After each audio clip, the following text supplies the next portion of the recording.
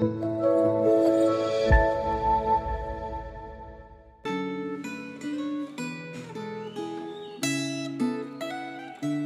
saudara yang dikasihi Tuhan, kembali bersama saya dalam Refleksi Gema tanggal 7.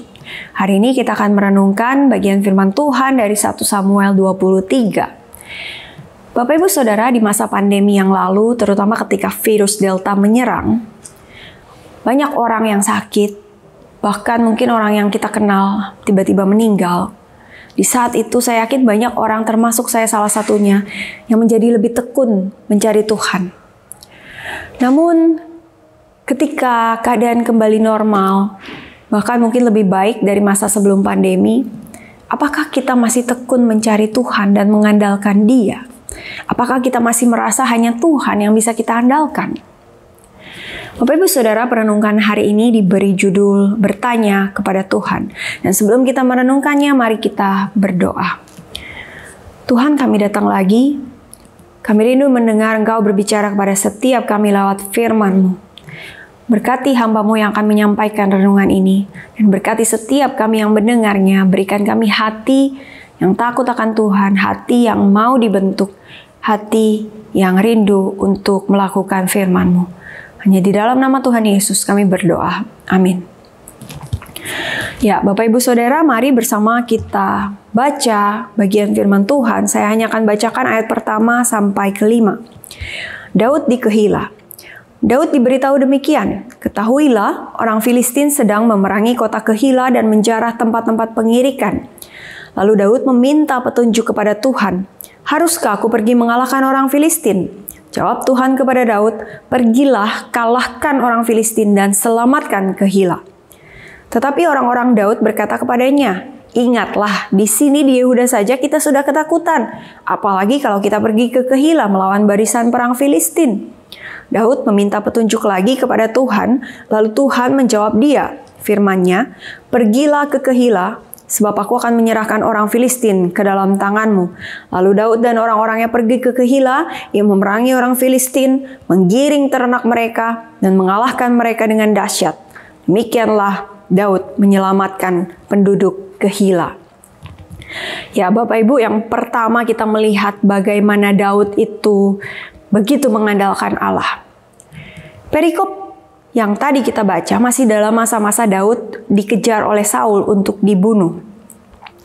Beberapa terjemahan bahasa Inggris mengatakan setiap hari Saul mencari dan berupaya membunuh Daud.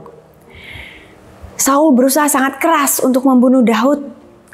Dan di tengah keadaannya yang dikejar-kejar itu, Daud tidak lagi mengandalkan kekuatannya sendiri, melainkan dia mengandalkan Allah. Kita bisa melihat beberapa kali Daud bertanya kepada Tuhan, apa yang harus dia lakukan? Apa yang harus aku lakukan? Nah, saudara, dalam ayat yang tadi kita baca, Daud bertanya mengenai apa yang harus dilakukan terkait kota Kehila yang akan diserang oleh orang Filistin. Padahal tidak ada kepentingannya. Daud hanya seorang buronan. Buat apa dia repot-repot menyelamatkan kota Kehila? Tetapi Daud sadar bahwa Tuhan telah memilihnya untuk menjadi Raja Israel. Walaupun itu belum terjadi. Maka di tengah keraguannya, dia tetap percaya kepada Tuhan. Dia mengandalkan Tuhan, dia bertanya kepada Tuhan. Dan dia bertindak sesuai apa yang diperintahkan oleh Tuhan. Maka ketika Daud bertanya kepada Tuhan, itu artinya dia begitu mengandalkan Tuhan. Dia percaya kepada Tuhan sepenuhnya. Saudara, butuh relasi yang baik untuk seseorang itu bisa mengingat Tuhan dalam setiap keadaan hidupnya. Apakah kita sudah punya relasi yang baik dengan Tuhan, sehingga kita bisa seperti Daud? Kita bisa terus bertanya kepada Tuhan setiap kali kita harus memutuskan sesuatu. Memang saudara, Tuhan itu tidak selalu menjawab doa kita dengan pasti A atau B. Tetapi dengan adanya relasi yang baik antara kita dengan Tuhan, itu akan membuat kita semakin peka tentang apa yang harus kita lakukan, apa yang Tuhan ingin kita lakukan. Dan tidak berhenti kepada bertanya pada Tuhan, kita percaya sepenuhnya dan mau melakukan apa yang Tuhan perintahkan itu. Bukan demi kepentingan kita pribadi, tetapi demi kemuliaan Tuhan dalam setiap hal yang kita lakukan. Poin kedua yang penting.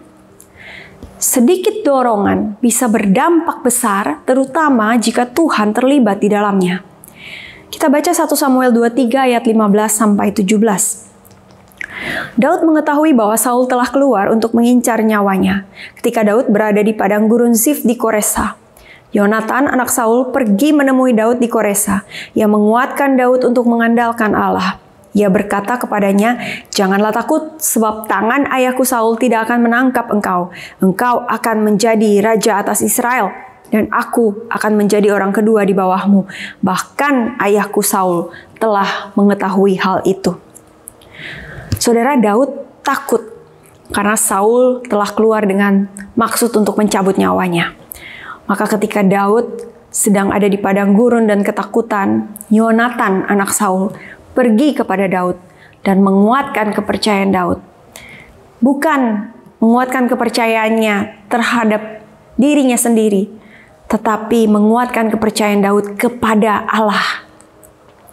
Di dalam bagian ini kita melihat bagaimana Yonatan itu menguatkan kepercayaan Daud di tengah ketakutannya untuk kembali percaya kepada Allah. Saudara, ada kalanya kita membutuhkan dorongan dari orang lain untuk kembali menguatkan kepercayaan kita kepada Tuhan.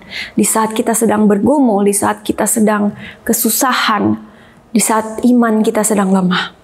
Tetapi ada kalanya kita diperlukan untuk mendorong orang lain, mengarahkan mereka kepada Allah, entah melalui perkataan kita, perbuatan kita, atau melalui kesaksian hidup kita. Tuhan bisa memakai apapun itu.